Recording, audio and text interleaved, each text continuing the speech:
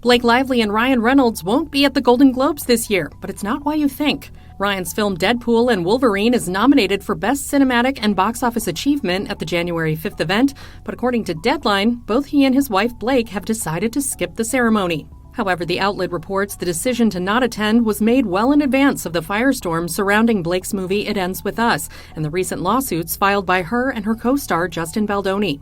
In a federal lawsuit filed against Baldoni, his production company Wayfarer Studios, and others in New York on December 31st and obtained by NBC News, Lively accused him and his Wayfarer associates of embarking on a, quote, sophisticated press and digital plan in retaliation for her voicing concerns about alleged misconduct on set, with her saying she and other cast and crew members experienced invasive, unwelcome, unprofessional, and sexually inappropriate behavior by Baldoni and his Wayfarer co-founder, Jamie Heath, who was also a defendant in the lawsuit.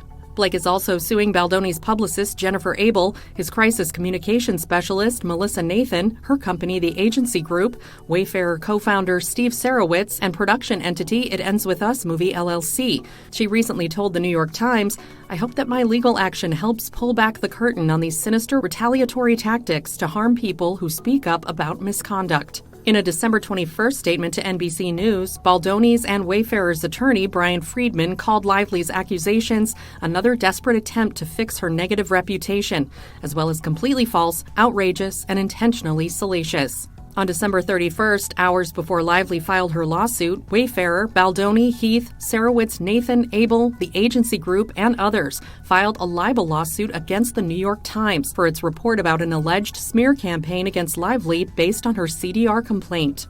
In their suit against the New York Times, which was obtained by E! News, the plaintiffs alleged messages cited in the report were taken out of context, and that the Times relied almost entirely on Lively's unverified and self-serving narrative, lifting it nearly verbatim while disregarding an abundance of evidence that contradicted her claims and exposed her true motives.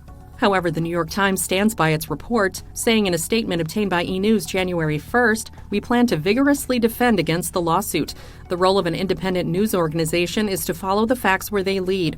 Our story was meticulously and responsibly reported. It was based on a review of thousands of pages of original documents, including the text messages and emails that we quote accurately and at length in the article."